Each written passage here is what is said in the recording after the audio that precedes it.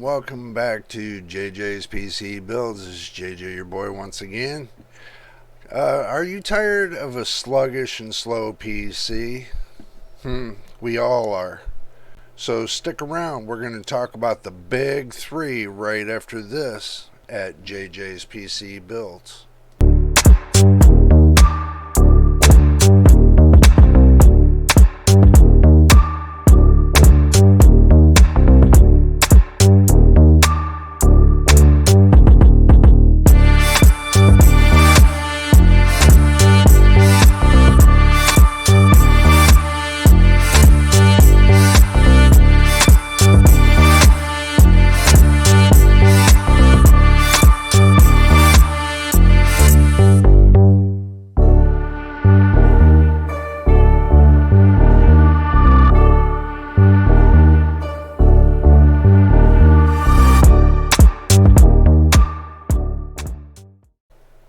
Welcome back from that B-roll.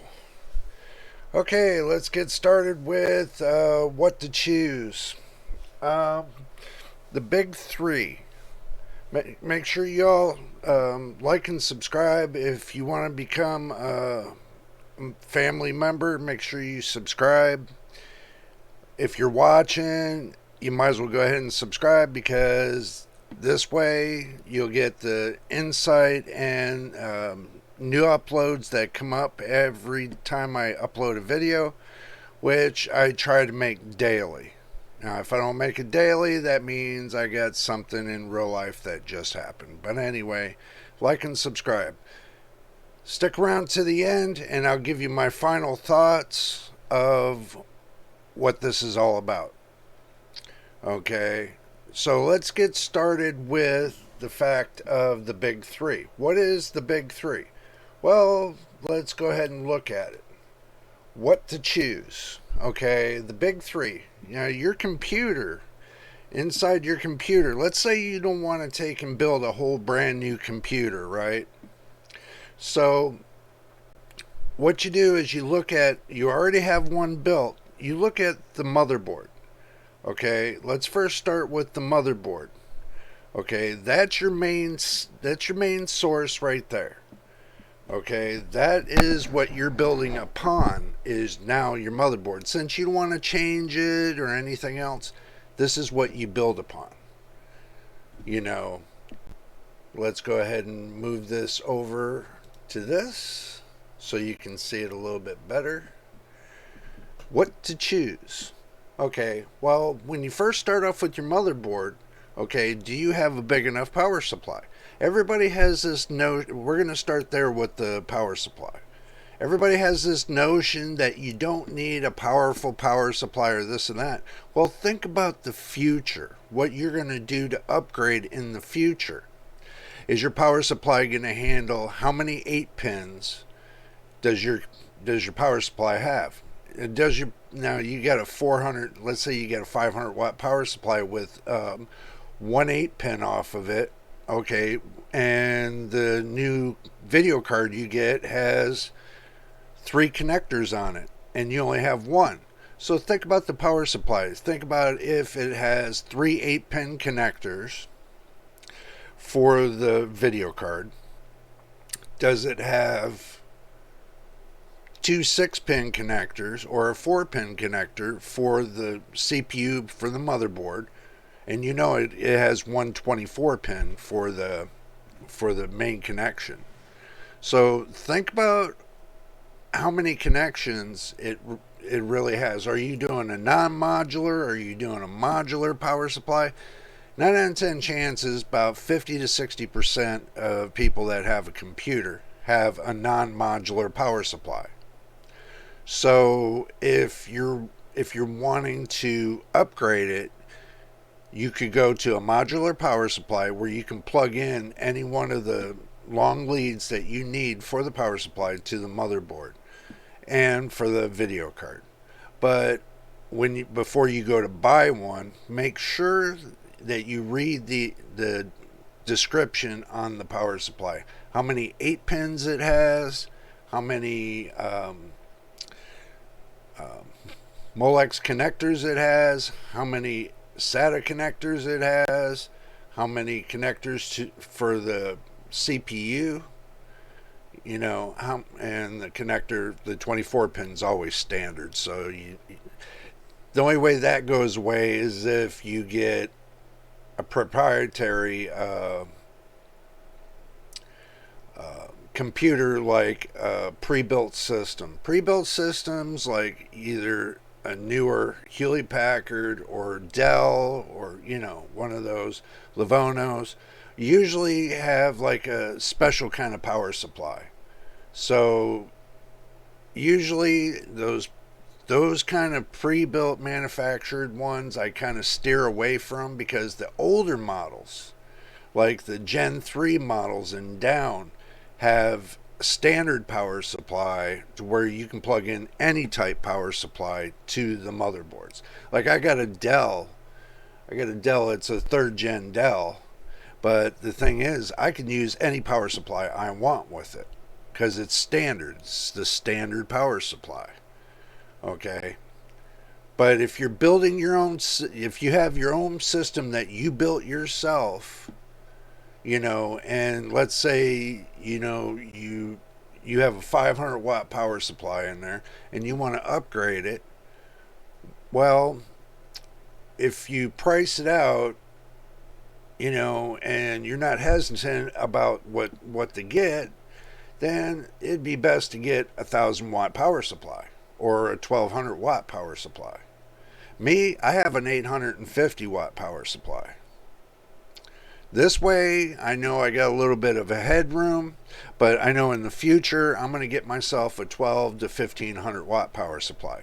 That's going to have more connectors for the video card. This one I have right now has one 8-pin connector for the video card. No, wait a minute. It has two 8-pin connectors for the video cards. A 6+2 and another 6+2. So knowing that, I can go up to a 1,000 watt power supply that's probably got about 3 or 4 6+2s for the video card. So basically that's where my goal is for the next power supply. I'm not worried about how big the power supply is. As long as it can fit in my case, that's what matters. Go by the dimension and everything else about the power supply. So that way it'll fit your case. Because you don't want to take and turn around and buy a power supply that's too big, that doesn't fit to your case. Then you got to turn around and buy another case that's going to fit the power supply, and blah, blah, blah. Always take the measurements of the power supply you got and try to match it with a bigger power supply and see what you come up with. Something that's close to that. Now, width-wise, they're probably going to be 9 out of 10 chances standard, but length-wise, that's going to be a little different story. So you might want to check on the length and make sure you got enough length in your computer case in that cage in order to get the bigger power supply in. Me, I got a big enough room for a bigger power supply. I got room for a 1,200 watt power supply. Once I take out the cage for the mechanical hard drive, then I got plenty of room. I really don't need that cage there because I use M.2 storage drives on my PC. So it's really not needed that I need that cage, because later on down the road I can always build in, if I want to put in a mechanical drive that has like 20 terabytes or so, I can build it inside the PC, and make it look good. So it makes it look like it's part of the PC. So it's not a big deal to me. So what to choose? Well, we started with the power supply. You can choose up to, a certain size. But with the new video cards that are coming out, They're going to require 3 to 4 connectors.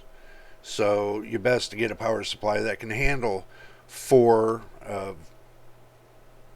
video card connectors, four 6x8s, 6 plus 2s. So at least you got the advantage of having 4. And if it's a modular power supply, you get the advantage of removing 1 cable. So you don't have all 4 there, or you can just use 1 cable, 2 cables, or so on. You have the option to remove cables or add cables. That's the whole idea of that. Now, moving on, since we talked about, that's one of the big 3s I would use to start with the upgrade of the computer. Okay, that way the motherboard has a lot of headroom for power, and it doesn't have to see. This is where everybody gets it wrong about, why you don't use an underrated power supply. One is because you want to give the motherboard headroom to draw the power to the processor. You want to give that extra headroom. So if you got a 1,000-watt power supply and the motherboard and the processor only requires 300 or 400, which I know mine requires 300 or 400, so having 850, I got a lot of headroom for my video card. So I have the room of 400, I'd say about 450 watts of headroom on the power supply I have now. So that means I can get a video card that goes up to, I would say, I would leave 50 over. I would say about 400 watts. A 400 watt video card would be perfect for this 850 watt power supply. So I have enough headroom there to upgrade to the next level. Since I have an iGPU in this computer, I have enough headroom that I made provision to go to the next bit, the graphics card. Now, to choose the graphics card that I want, I have enough headroom for the graphics card I want, because if you look right here, I put 2 video cards here. I put the AMD card and I put the NVIDIA card. Okay, you can go to Intel. Intel has got their cards too. They got the 770, and the NVIDIA's got the 4090, the 4080, all the new ones. And AMD's got coming out in December the 13th, the RX 7900 XTX and the RX 7900 XT. Those are going to be coming out too in December the 13th. So I have enough headroom for any of those new AMD cards. I don't need a proprietary special plug for the AMD cards. It's just standard. They have 3 plug standard on there, or a 2 plug standard on there. You can plug in 2 8-pins or 3 8-pins or whatever the motherboard require or the video card requires for AMD. Now, NVIDIA is another ball of wax. They have a special proprietary connector that you need to use with their new 4080 and 4090 video cards. Okay, so, and with the thing of them burning up and stuff like that, and that being proven, I'm not going to recommend NVIDIA cards right now until they get that sorted out. So I would recommend either go to Intel or go to AMD. That would be the best bet at this point. Having a special type connector for something that pulls 600 watts out of a smaller connector, because if you look at the connector, the the 8-pin connector that's standard, you'll notice that that connector is bigger than the 16 pin they got on the NVIDIA video cards. That special 16 pin connector, which that's not necessary. You know, to have it to where you're telling the power supply and it, having it sense how much power is being drawn from it. You know, it doesn't really matter how much power is being drawn from one spot to the next. Okay, the motherboard's still going to pull the same amount of power. Now, the video card is still going to pull the same amount of power regardless of what you put on it or not. The power supply is built for that fluctuation. The fluctuation in power, it's built for that. So you don't need all that, memory sensing and stuff like that. That's just adding more bulk to the problem. To me, that's adding more to the problem. Okay? Now, if you got like a small graphics card, let's say, let me go back to full view real quick. Let's say, let me grab this right here. Let's say you have a video card like this, right? And you want to upgrade to the newest video card. Well, that's fine. Just as long as you know that you got to have the right kind of CPU to go along with that. I mean, you want to do the big three. Okay, the power supply is one. That's one. Two is your video card. And upgrading your video card is really good. And three is your processor. That's the big three right there.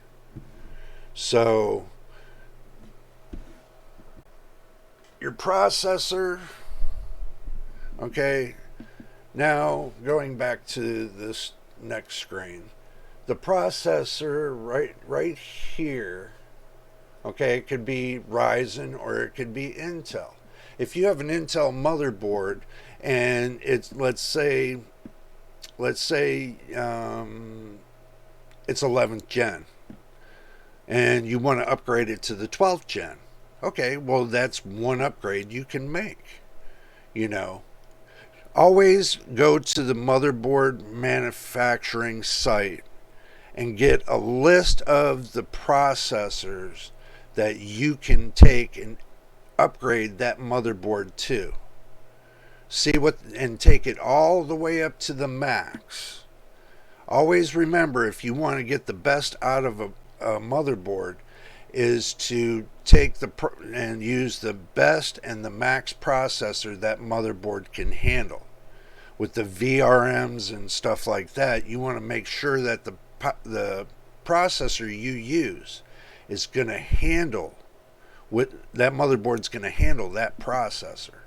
Because if not, and you overdo it with the motherboard, you can burn up the VRMs in the motherboard, and you can burn up the processor in the process. So that's something to think about. Always go to the motherboard manufacturer's website and look and see what kind of processor you can max that motherboard out to. If you want to do the big three and max that motherboard out with the processor, then you're best to look and see what the maximum processor the biggest processor you can put in there to maximize your motherboard.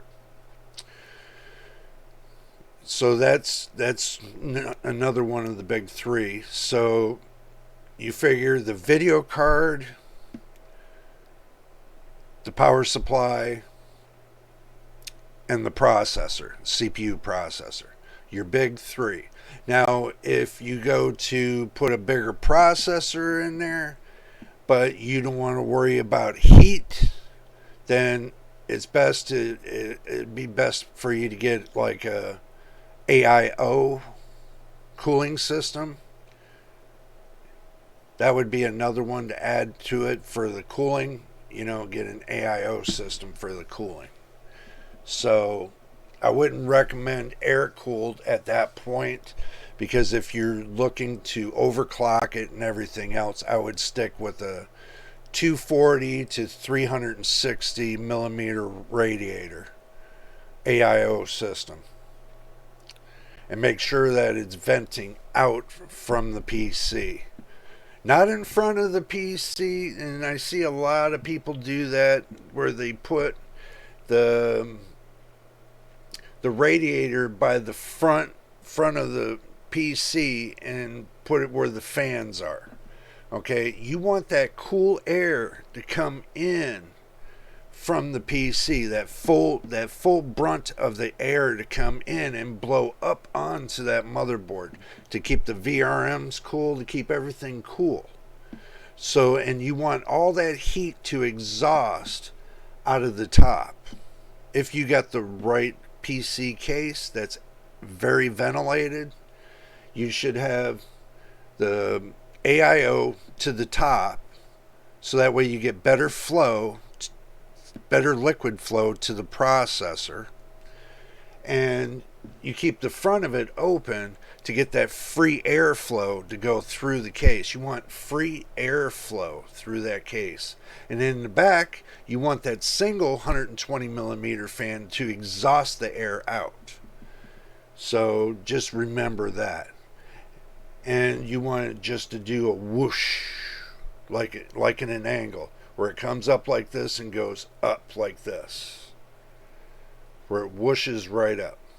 So this way it'll keep your video card cool, it'll keep your motherboard cool, and your processor will remain cool. So you can keep it below 60 degrees Celsius. And the whole idea is to keep it below the headroom of 60 degrees Celsius. Okay, that's the whole headroom. Let's say you got a Ryzen 5 in your motherboard. Okay, how far can you take that Ryzen 5 on that motherboard? Well, me, I have an Asus motherboard. It's a B450. The maximum processor I think that this will go up to would be the Ryzen 9 3950X or something like that. Or, to be on the safe side, I would take it up to the next level, which would be the Ryzen 7 5700G. Okay, there's a reason why I don't want to do the X. You know, that's just my personal preference. I don't want to do the X. I want to keep it into the G. One reason is if your video card goes out, you have a backup video, integrated graphics.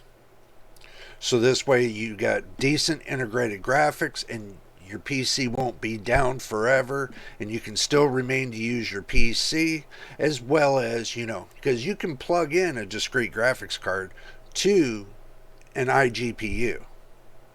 Basically, a motherboard that has iGPU capability, you have an advantage. Okay, the disadvantage is you lose like 16 megabytes L3 cache. So what? Who cares? Your advantage is that, you have an extra video card built in onto the motherboard. Okay, so if the discrete graphics card you got goes out and you have to send it back and RMA the video card to get a new one, your PC doesn't have to sit idle and wait for that discrete graphics card to come back. You can plug into the video card, the video plugins for the motherboard, and continue to play your games. You won't be able to play them at, ultra settings, medium to low settings, 1080p. You can still play your games. But at least you have a backup plan. Some people don't even think about that little backup plan. I did for many years. I had my PCs the same way, to where they got a built-in video iGPU, and if I want to use a discrete graphics card, I can. I have that option. I have that option. So right now I'm on iGPU, integrated graphics. And when I get a discrete graphics card, I'm going to plug it into the same PC. But I can upgrade this PC all the way up to the Ryzen 9 series. So I have the advantage for Zen 3. I have the advantage for DDR4 to go all the way up to the Ryzen 9 series. But, it is what it is. I have the headroom to upgrade the processor with the power supply. I have all sorts of headroom. And with everybody wanting to know, how did I get a B450 motherboard to accept Zen 3 Ryzen 5000 series? Well, that's because I flashed the BIOS. This motherboard has BIOS flashback, where everybody's scared to do BIOS flashback. I didn't have to have the processor in there. I didn't have to have the RAM in there. All I needed was the power supply power to the motherboard and the updated flash program from Asus. I plugged it in. I held the button in and it started flashing. I waited 10 minutes after it was finished, pulled it out and plugged my processor in, and boom. Guess what? I'm up and running. So I've had this running this way for 3 months now, and I've had no issues. This thing is a hungry powerhouse. I mean, it's pulling between 425 to 450 watts off that power supply right now. If I boost it out, it pulls about 450. And I mean, you would think that it's like bare bone. Yeah, it's kind of bare boned, but it runs. It edits my videos. It plays my games. It does everything I want it to do. And plus it has upgradability. So I can upgrade it and go higher on this motherboard. See, the whole idea is everybody's got to buy a new motherboard and this and that. Yeah, well, you know what? That's how you get into the spending of this. I mean, build one PC that's going to last you 5 to 10 years and be done with it. That's the whole purpose of building a PC. But if you want to upgrade the PC with the same motherboard, then you go and you figure what kind of processor you need to upgrade it. That's a good upgrade. RAM, let's say you got 16 gigabytes of RAM in there, DDR4, and it's only running at 32 microtransfers. Okay, and you want to take it up to the max of the motherboard. This one will go up to overclock to 4400. So I can get like 4000 microtransfer RAM and plug it in and overclock it up to 4400. There's a reason why I do that, because the 3200 megatransfer RAM I got in here clocks up to 3600. See, there's a 400, there's that 400 headroom of microtransfers. So I know what the motherboard does, and I can always take it up to that next level. As far as the hard drive, the M.2 drive, I can always pop in a 4 terabyte hard drive or M.2 drive if I wanted to take it up to that next level. So I don't need any other, monstrous hard drives or anything else in the PC. It's just the PC with the M.2 drive. That's another big upgrade. Another big upgrade is, we already discussed the power supply, we already discussed the hard drive, we already discussed the RAM. you know there's not much more you can do to this PC other than going up to the next level motherboard, which would be, for me, would be the B550 or the X570 if I wanted to go there. you know but with that, I can take the processor along with me. If I want to go up to the B550 or the X570, I can still use the same processor to take it up to that next level with AMD. So basically, I can carry along this same processor as far as I want to take it up to, but I can't take it to the AM5 series because this is AM4 series. But this gives you a general idea of what you can do with your PC to upgrade it. Now, if you got a pre-built system, let's say like a Dell or a Hewlett Packard or a Livono, 9 out of 10 chances what you'll lose off of those systems are the overclocking capabilities. You'll get turbo capability, but you won't get overclocking capability. So keep that in mind.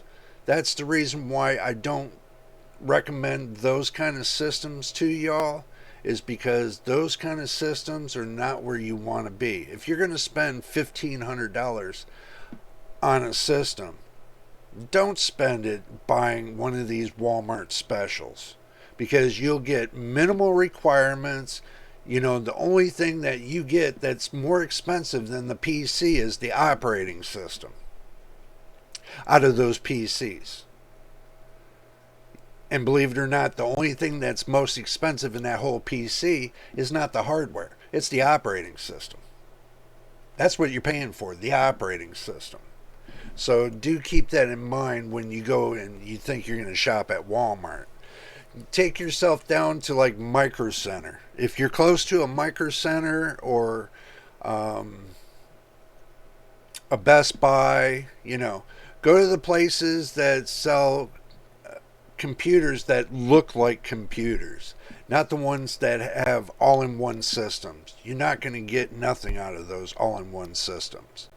You're best to have one that you can construct, you can see, and you can do. But the takeaway on an all-in-one system is that, you can't, boost it, or you can't go past its capabilities. Okay. Now, with its positive note, that you can add, you can probably get away with adding a bigger processor, more RAM, and maybe a bigger power supply. If it's a standard power supply, you can get away with doing, standard, or upgrading the hard drive to a bigger hard drive. But that's pretty much all you can really do with your all-in-one systems.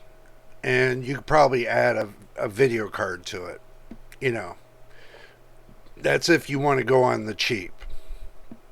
If you're going to spend $100 to $200 to $300 on building a cheap system like that, then you're best off to just go brand new for like $500 or $600 and build yourself a decent PC. The one that's got upgradable options. That's the best way to do it. Conclusions. Here comes the conclusion part. As far as what you pick for your PC, that all depends on you. Let's say you want to keep the same processor. Let's say you want to keep the same RAM and everything else. Like, as an example, if I want to take and go to a B550 motherboard, I can take this 450 out and switch it with the B550 and keep all my same components. And it still does even same or better, but it's an upgrade from the original because it'll give me more VRM capabilities and stuff like that, give me more headroom for overclocking and stuff like that. I really don't do much overclocking. I let the motherboard clock itself. So basically it's on autopilot when it comes to clocking it. So, but me doing it that way, it's got a lot of headroom. And I got a lot more headroom to put in a discrete graphics card if I want to. But all in all, I think that if you buy a pre-built system, watch what kind of pre-built system you buy. You're best off to get one where it's got overclocking capabilities, and from a good supplier to where, you can get a warranty with it if you got any problems with it and so on, if you're going to go with a pre-built system. Now, if you're going to build it yourself and you just want to take the system you got and you want to upgrade it, well, you got to open it up, look at what you have in your system, write down all the information on the motherboard, the processor, and, the whole 900 yards. Then go looking what you can switch up. Now, let's say you want the processor you got in your computer is good, so you just want to switch it up with a better motherboard. Then go find a matching motherboard with, the processor will match to, and do an upgrade that way. So the big three is that it's what you choose as the big three. You can choose a PSU, power supply. You can choose an upgrade on your video card. You can upgrade the processor, or let's say you want to just do a RAM upgrade, a processor upgrade, and an M.2 drive upgrade. That's good too. I mean, either way you go with any one of those three, any which way you go, you're going to get more performance if that's what you're looking for. If you're looking for more FPS when you're gaming and stuff like that, and you want to, content create videos and stuff like that, best way to go is to always look for what kind of motherboard you want to use that's going to handle all that capability, the processor that's going to handle the capability, the power supply that's going to handle the power draw for this capability, the video card that you want to use, and the RAM is basically content creators I hear use between 32 gigabytes and 64 gigabytes. Some go up to 128 gigabytes, but me, when I content create, I'm only using 16 gigabytes. So that right there will tell you, I'm using a B450 motherboard with an iGPU and a Ryzen 5 5600G with, an M.2 drive at 1 terabyte. And that's it. I'm not using anything special. Only the power supply is 850 watts. Okay? There's nothing special about my computer. But I can content create and I can play all my favorite games and I have no problems, so I don't worry. This is how I built my system. And you can build your system the same way too. So, and this comes to the end of the video, so make sure you like and subscribe.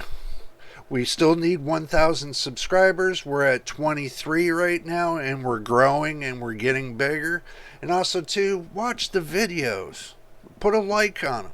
This would help us out here tremendously. I know I'm only one person doing this, but the thing is, we want to grow. I want to be able to bring people in, and I want to make it grow even more. I want to make it even better. So, and over time, and as it grows, I want to have the best channel I can ever have on YouTube. you know Make this as fun as possible. But anyway, like and subscribe, watch those videos, and until the next time, this is JJ, your boy. And guess what? We will see you on the next video. Do enjoy your day and stay safe.